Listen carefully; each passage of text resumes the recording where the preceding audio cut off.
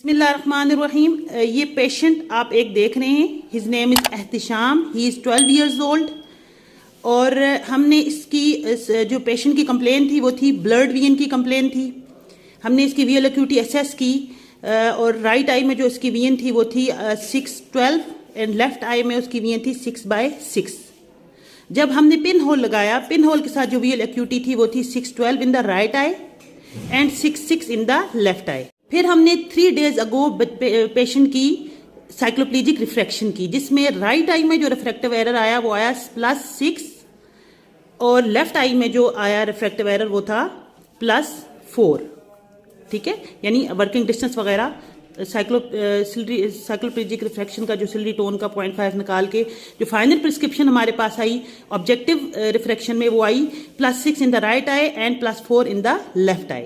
Then हमने patient को आज पीएमटी पे बुलाया है, पोस्ट मीडियाटिक ट्रीटमेंट पे। ठीक है, उसमें अभी देखें पेशेंट को क्योंकि राइट में आ रहा था +6 डायप्टर्स और करेक्शन हुई है +5 से, यानी जो फाइनल प्रिस्क्रिप्शन एडवाइस की गई है राइट में वो है +5।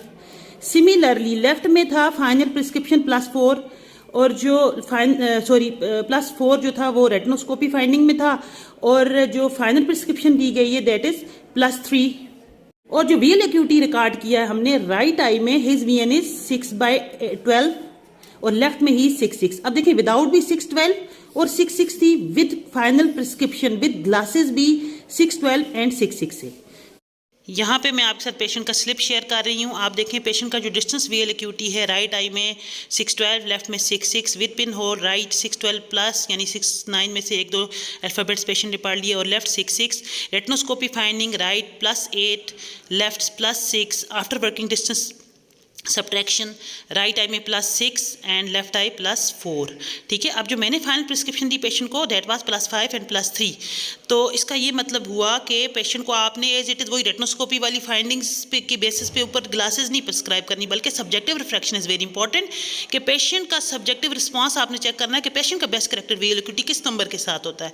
देखिए जो मुझे बेस्ट करेक्टेड वीएल एक्यूटी मिला वो +5 +3 के साथ मिला और इसमें जो मैक्सिमम मेरे हिसाब से था वो +5 और +3 पेशेंट को प्रिस्क्राइब करना था, तो मैंने उसको एडवाइस कर दी और +1 ब्लर भी किया जिसके साथ 624 618 वीएन रिकॉर्ड हुआ। यहाँ पे एक चीज़ तो ये है कि बच्चा जो है वो एम्ब्लॉपिक हो गया है। राइट आई में 6/12 से वीएन इंप्रूव नहीं हो रहा, पिन होल से भी नहीं हुआ, रिफ्रैक्शन में भी नहीं हुआ। सेकंड बहुत इंपॉर्टेंट पॉइंट ये है कि देखें जैसे ये 6/6 था लेफ्ट में या 6/12 था राइट में। अब नॉर्मली हमारे माइंड में, अक्सर लोगों के माइंड में ये चीज़ आती है कि 6/6 है, इसमें तो कोई ग्लासेस लगेंगी ही नहीं। लेकिन देखें ये कितने डायप्टर का, तकरीबन 3 डायप्टर का हाइपरोप है लेफ्ट में। तो अब हमें ये कैसे पता चला, ये जो लेटेंट जो रिफ्रैक्टिव एरर था ये कैसे मैनिफेस्ट हुआ। हमने इसकी एकोमोडेशन को रिलैक्स किया। किस तरह? साइक्लोपिन ड्रॉप से एकोमोडेशन रिलैक्स की, रेटिनोस्कोपी परफॉर्म की, उसके बाद इसका जितना भी लेटेंट रिफ्रैक्टिव एरर था वो मैनिफेस्ट हो गया। अच्छा, थर्ड इंपॉर्टेंट चीज़ वो ये है कि इसको हमने +1 ब्लर भी किया है। हमने लेफ्ट में +1 ब्लर किया, ही 618 और राइट में हमने जब +1 ब्लर किया ही 624। ठीक है, और स्टेप्स उसी तरह से हैं। मैंने डायरेक्टली पहले +6 लगाया राइट में, +6 लगाने के बाद वीएन तकरीबन 624 हो गया। मैंने 0.5 रिड्यूस किया और मैं +5 पे आ गई तो वीएन था 612। जब मैंने +5 से रिड्यूस किया +4.5 तो वीएन वाज स्टिल 612, +4 किया स्टिल 612। तो हमने तो यही पढ़ा ना मैक्सिमम प्लस देना, तो +5 से भी वो 612 था, +4 से भी 612 था, सो आई प्रेफर्ड +5। फिर मैंने जब इसके साथ +1 ब्लर किया he was 624। Similarly in is left eye मैंने सबसे पहले लगाया +4 लगाया और इसकी वीएन ब्लर हो गई काफ़ी ज़्यादा और 612 से आगे नहीं पढ़ पा रहा था। फिर मैंने 0.5 के स्टेप से रिड्यूस किया, अप टू +3 किया, ही वॉज 6/6। जब मैंने रिड्यूस किया वीएन और क्लियर हुआ, 6/6 ही था, तो मैंने इसको +3 एडवाइस किया और +1 ब्लर जब इसके साथ किया तो ये ही वॉज 618 विद +1 ब्लर, क्योंकि हमने तो मैक्सिमम प्लस प्रिस्क्राइब करना है। अब इससे कम जब मैं पावर लगा रही हूँ उसको क्लियर हो रहा है, +3 के साथ उसको ब्लरिंग के साथ 6/6 पड़ा है। ठीक है, अब यहाँ पर बताने का पर्पज़ ये है कि जब आप फर्स्ट टाइम किसी को हाइपरमेट्रोपिक ग्लासेस एडवाइस करेंगे तो वो उससे कंफर्टेबल फील नहीं करेगा, उसको ब्लरिंग होगी। देखिए अब मैं जैसे इसको रिमूव करती हूँ पेशेंट की कंप्लेन कि मुझे ज़्यादा क्लियरली विजिबल है, लेकिन जब मैं ग्लासेस लगाती हूँ उसको ब्लरिंग हो रही है। क्यों? क्योंकि बगैर ग्लासेस वो एकोमोडेट करके ईजीली एकोमोडेट करके 6 पढ़ रहा है बायनोकुलरली, लेकिन जब मैं उसको ग्लासेस लगाती हूँ तो उसकी एकोमोडेशन रिलैक्स्ड हो जाती है। अब उसको ग्लासेस के साथ पढ़ना पड़ रहा है और प्लस में थोड़ा बहुत ब्लरिंग भी होता है।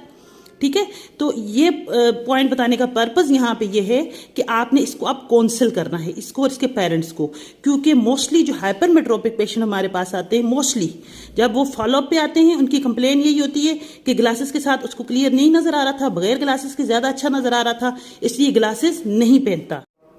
तो यहाँ पर काउंसिल करना बहुत ज़रूरी है। पेशेंट को जब आप ग्लासेस प्रिस्क्राइब करेंगे, स्पेशली फर्स्ट टाइम, तो आपने उसको लाजमी काउंसिल करना है कि ग्लासेस के बगैर आपने नहीं पढ़ना। स्टार्ट में आपको ज़्यादा ब्लरिंग होगी, धुंधला नजर आएगा, आहिस्ता आहिस्ता आपका विजन ग्लासेस के साथ इंप्रूव कर जाएगा या ग्लासेस के साथ बेटर आप फील करेंगे।